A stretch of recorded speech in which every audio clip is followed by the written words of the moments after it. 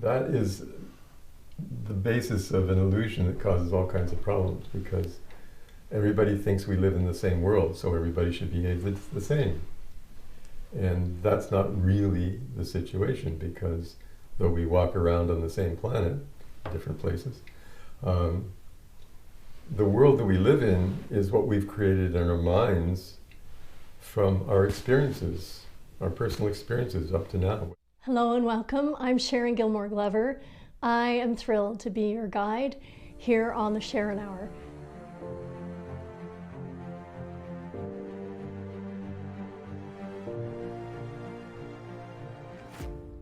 Hello and welcome. I'm Sharon and this is the Sharon Hour, and I am joined again by my dear friend and mentor Fred Prock and my dog Sam. Sam is here on the floor, thumping his tail, being very happy. We really, to be super professional, should move him out and say, go stay in the hall, but that just makes him so sad. And he looks over the door at the barrier saying, Mommy, why are you in there and I'm out here? So, exactly. So we've decided that I'm the official petter. that Tim's gonna be petting him and we're just gonna keep him in here because he's such a good boy. So Fred, when we left off last time, we talked about the sun-earth breathing as one of the simplest things that people can do to manage their own personal energy, connect with that flow, get themselves grounded and calm and quiet, and then with the intention of love, share that to other people, which is a beautiful giving thing and has real material impact in the world in making fraught situations better. Mm-hmm. And as we were wrapping up, Tim had requested some stories about the Maharishi. You studied for a very long time with the Maharishi. Maybe you could just slowly say his name again for people who may not be familiar with him and his institute. Maharishi Mahesh Yogi. And the technique he taught was transcendental meditation. And it's still around. There are a lot of people that are doing it. I think one of the important things is that everybody's different with the same source, right? And that is the basis of an illusion that causes all kinds of problems, because everybody thinks we live in the same world, so everybody should behave the same. And that's not really the situation, because though we walk around on the same planet, different places,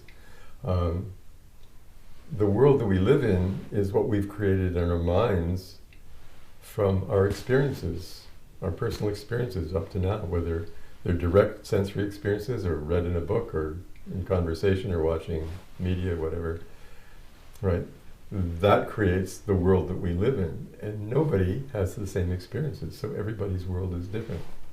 Reality really is completely subjective. Total. And so the foundation of that reality is pure awareness, pure consciousness. And the difference between consciousness and awareness is that awareness is the field state. Consciousness is when it becomes lively. Okay. Right. So when we have thoughts, then we're conscious. When we have experiences, we're conscious. But awareness itself is the field. It doesn't change no matter what. And it doesn't change even when we're not aware of it. No, that's our problem.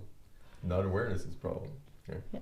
So that is one of the main things that's really important, to realize that there's no special way for anybody except their own way.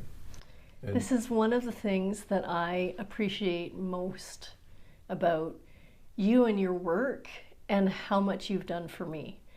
And to go back, we were talking about the impact of the education system and our first family and structured education and how that impacts all of us. And it tells all of us that we should all basically be the same.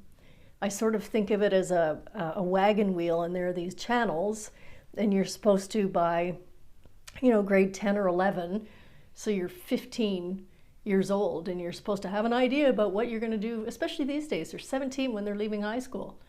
What the hell? I was 40 when I started the business, which is now Lightcore and, you know, evolving into Flow Network. I had no clue at 17. I just was trying to survive at that point in my life. I had no clue, but we're channeled into this is how you're supposed to live, and we're all supposed to be the same, and we're all supposed to achieve plus or minus on this bell curve, and then we'll all be good. Ugh. With the emphasis on being good. You're supposed to be good. Yes. Yes. Do the right thing. Live the right way. And do you have value?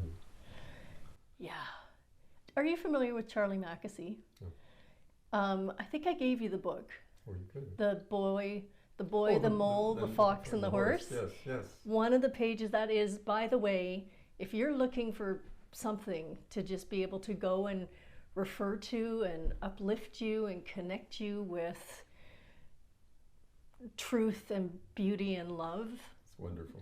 The Boy, the Mole, the Fox, and the Horse is one of the most beautiful books I have ever read. It's a little book. It's not long. It is a story, but you don't have to start at the beginning and go to the end. One of my favorite pages is one is where the boy and the horse are looking at swans. And the boy says, how do they look so perfect and glide so beautifully over the water? And the horse says, underneath they're frantic.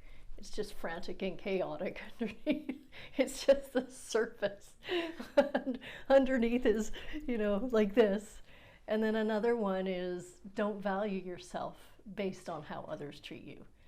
That has been, and continues to be at times, a challenge for me in my life. I think if people aren't valuing what I do, or they're not, and especially with social media, well, how many shares did you get? And how many people are following you? And how big is your community? And how big is it? Oh my God, it exhausts me just thinking about it. And how horrible if you're unliked. Yes, exactly. Sorry, I didn't mean to cut you off. Well, fundamentally, the thing that is of value, besides all the things that we've learned are of value, is who we are. There's a word called presence, and presence is where you're focused in the field of awareness the most. That's where you're present. And so if you're having a dream, you're present in the dream. And are you the you that's experiencing the dream, or are you somebody else, or are you just a witness? But wherever that is, that's where you're present. However you're experiencing the situation. I had a friend who had horrible experiences in early life, and she lived outside of her body. She never came into her body because that was too scary. Yeah. And she learned to be out there, and she could just go into Never Never Land, or, you know, Happy Place, or whatever it was, when something bad was happening. And she'd do that a lot. Yeah. And so that's presence. That's what presence is. And if you know that, that gives you access to that pure awareness. That's where you're most aware. That's the point of presence, is awareness itself. And so if you can find that, where you're thinking from, where you're talking from, where you're acting from, then you have that entrance into that field of pure awareness, which is basically what we need to add. I mean, if you learn to ride a bicycle or learn to walk, you don't have to keep learning to ride a bicycle. Right. Once you've learned it, that's there, unless you have some kind of damage to the central nervous system. But you just get on the bike, and it can be like 10 years that you haven't ridden a bike, but you get on, and all the coordination's there and the balance is there. And it's like that for all the things that almost all the things that we've learned. And those are the things that help us to live in the body. But enlivening that point of presence is really, really important, because that's the foundation. That's the thing that gives us the value that we have. Right? All the values that you think about that come through social media, through through education, through what you do in life, those are add-ons. Those are things happening. And if somebody who's been really successful in life and become the CEO of a large corporation gets Alzheimer's, it's all gone, right? And who are they? And as the nervous system starts to become quieter and quieter, what's left is pure awareness. Right? So actually, Alzheimer's and the different forms of dementia, after the person has stopped resisting it, where they can be really, really angry about everything, after they've stopped resisting, there's just a peacefulness that can be there. That was certainly my experience with my father. And not that I would wish any form of dementia on anybody. However, that was certainly his experience when he finally got to that point. Every time I went to see him, as soon as he saw me, this beatific smile would just light up his teeny little being, because he was dying at that point. So his body was wasting away, but he just had this beam of a smile. And I'd take his hand, and of course I couldn't talk to him because he couldn't communicate that way, but we just sat and smiled at each other. They were some of the most peaceful moments I ever had with my father in my whole life. Wonderful. Yeah, it really was. It was very beautiful. So that says that's the core. That's what underlies all the other surface ego, whatever machinations we do in life. That's what's there for us all the time. And all those other things can't be there unless awareness is there first. Right. So it's the field, and it's for everybody. It's always with you. Right?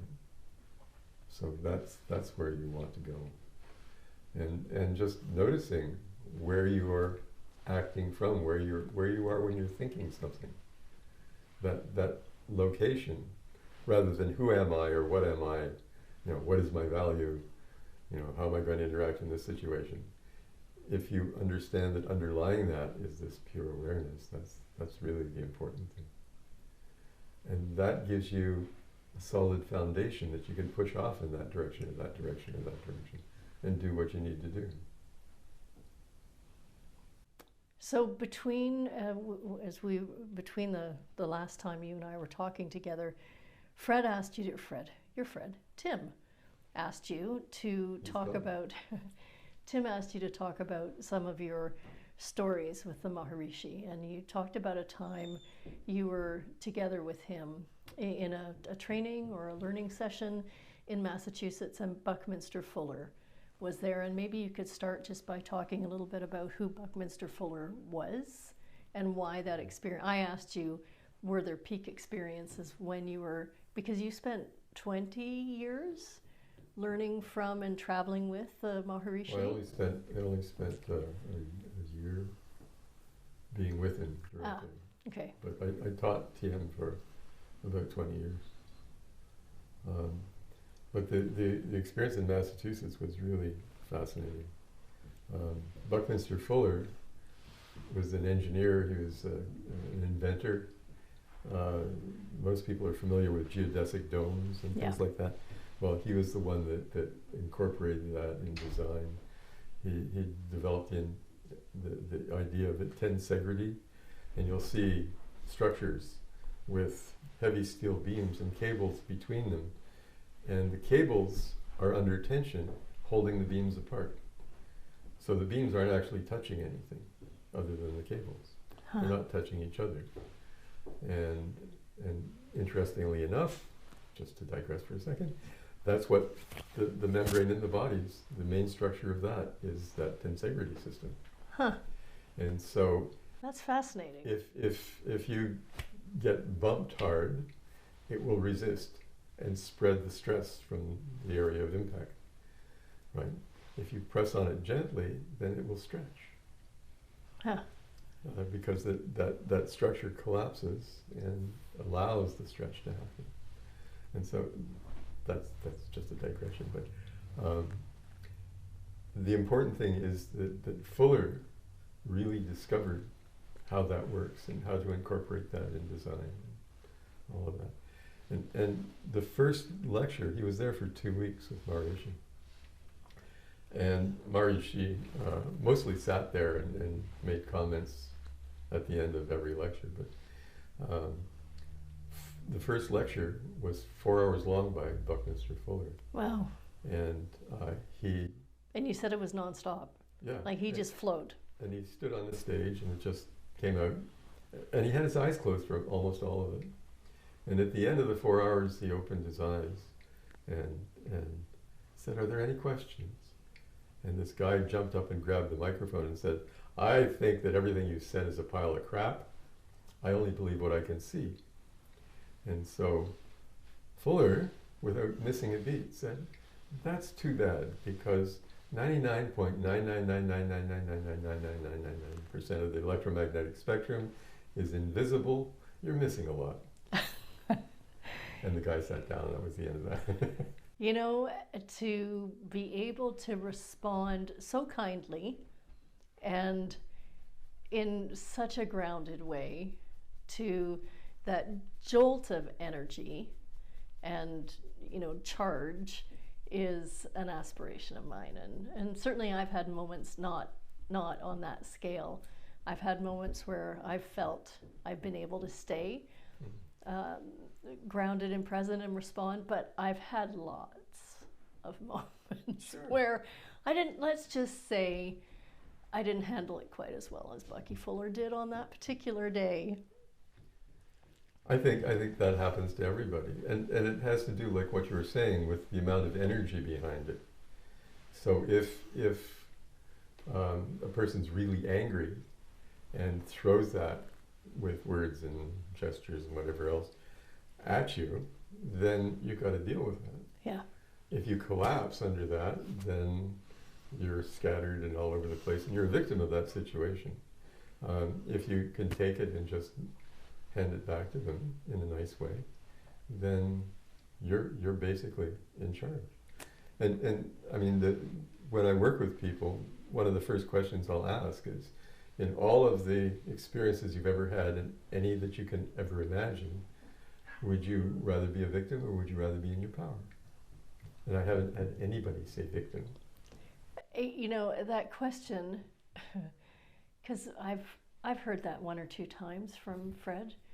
You're being a victim. I am not. It's kind of a strong indicator that actually, yes, I was being a victim. But you know, that word victim, it can be a very triggering word. And none of us, we all have moments. Well, I don't know, do you still have any moments that sort of catch you off guard enough that you feel like you've moved out of your center, or at this point in your journey, you're pretty much always there? Because I know Michael Singer, are you familiar with Michael Singer's work? I know the name. I'm not sure about his work. Michael Singer wrote a book called The Untethered Soul and another book called The Surrender Experiment. They're really wonderful books. He's a very strong spiritual teacher, and he is very clear when people ask him questions. He's very clear about, at this point on my journey, here's how I respond. Different people are in different places on their journey, and they will respond differently. Mm-hmm. And I think that's really important to keep in mind, because as we're learning this and as we're growing and evolving, it is those tests that you know, those times in our lives when we can be triggered and become a victim, where the greatest growth opportunity, as Joseph Campbell says, you know, the caves we're most afraid to go into is where the greatest treasure lies. And, you know, Joseph Campbell's been such an important teacher for me for well over 30 years at this point. And his work, I really believe saved my sanity, and certainly contributes to how I live my life and who I am now. And I remember that, but there are times when I don't want to go in the cave. It's like, screw the treasure. I don't want to, I am not being a victim, I just don't want that treasure. So what does it take to be empowered all the time? Practice. Does it mean you like everything that's happening to you? Of course not. Why should it? I mean, we have this whole range of emotions, and the emotions give us information about the situation we're in immediately, right? They just pop up, and we feel this way or that way. And that's really important to have that full range. Like, fear isn't bad, anger is not bad. Right. They tell you about the situation you're in, right? And if you try and suppress them, then you're just limiting your ability to respond to the moment fully. And anger is information that there's an obstacle in your path. And your body responds to that by providing a lot more energy. So you can either overcome it or get away from it. Fear is like that, except it also has the ability to constrict the awareness down to the form of the threat. And then the threat is the biggest thing in the whole world, and we're victims of it because we don't have a lot of response to it. I remember you telling me about, I don't know if you remember this, a very bad collision you witnessed where your office used to be in downtown. And do you remember that story? Do you want to, that's sort of such a... Refresh my memory. So Fred was on a main street in a downtown of a beautiful old Ontario town in this office, and you were coming out of your office, and a woman was turning, and it became very apparent that she was going to crash into, or there was going to be a collision with another car or a pedestrian or something. I can't remember the details. And she got so focused on that collision that I think you said she closed her eyes, or she ducked her head, or she bent over. She was driving. She covered her eyes with her hands. She took her hands off the wheel and covered her eyes. Which kind of guaranteed it was quite a bad accident. Whereas had she been able to... Well, fortunately, there was a passenger in the car and took the wheel. There was somebody backing out of a gas station, actually, is what it was. And she was just driving along and chatting away, and I was crossing the street. And the person that grabbed the wheel missed me by about that much. Oh, wow. She would have taken me out, too. Oh, gosh. But that was a child's response. That wasn't an adult response. And so that particular kind of experience is what happens. We get focused right down, and we don't have access to all our resources. So there was no adult behind the wheel in that moment. Right. Right. I think we're gonna. That's a lot. It's short, but it's a lot. Going back to the story with Buckminster Fuller, you know, when you saw him at this point, I'm assuming he was older at that point. So he was very grounded in who he was. You said the Maharishi said he was enlightened. Apparently he became enlightened when he was 34. What is it? Just before we wrap up, but I was going to wrap up, but this is important. What does enlightened mean? It means... And how do I know I am or I'm not? Well, it's a shift of identity. We identify with things that we experience. And if we experience them a lot, like over and over and over, they start to be encompassed as part of our identity. If it's really impactful, something really big, then it makes an impression on our identity. Awareness itself is always there, but we don't focus on it. And so with meditation or with sensing where you're present, with just doing all kinds of things that enliven that, like practicing Tai Chi or Qigong or yoga, that can awaken that more and more and more. So that becomes eventually part of the identity. And when our sense of self switches from all this other stuff that we've learned to that particular thing, that pure awareness, then that's enlightenment. D.T. Suzuki, one of the first people who talked and wrote about Zen in North America, was asked if he was enlightened. He said, everybody's enlightened, but enlightenment is like walking into a completely dark room and lighting one candle. But that's a whole lot different than lighting 100,000 candles. right? The experience is very different. So everybody's progressing on the path, and it's what they do to enliven that and make it livelier. Another thing I really appreciate you is that about you and the work I do with you is that I've never been, I'm not chasing enlightenment. For me, that's not something that's not my thing, this life. I'm not saying it's not going to happen. I'm not saying it's not important. What I focus on is being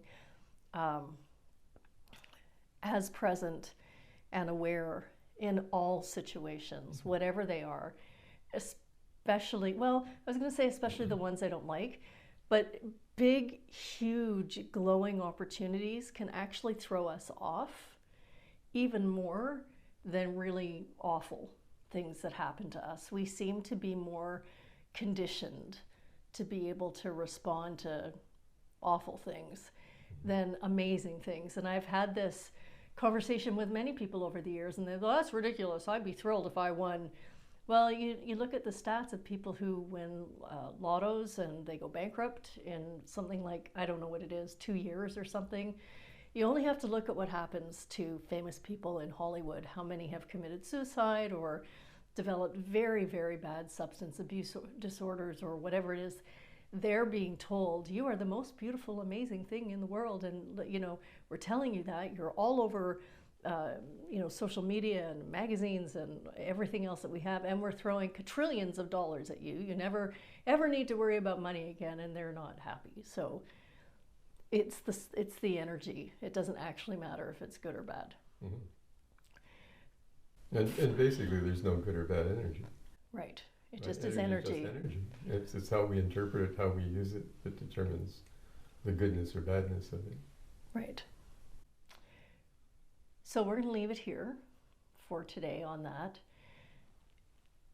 What I want you to take away from, if you've watched the first conversation that Fred and I had and this one, it's about connecting with the reality of who you are inside, developing awareness and resources to enable you to respond to whatever is happening in your life, good, bad, or indifferent, and to be able to be in charge of your own personal energy at all times, so that you can go out in the world and share your truth and your reality and your experience.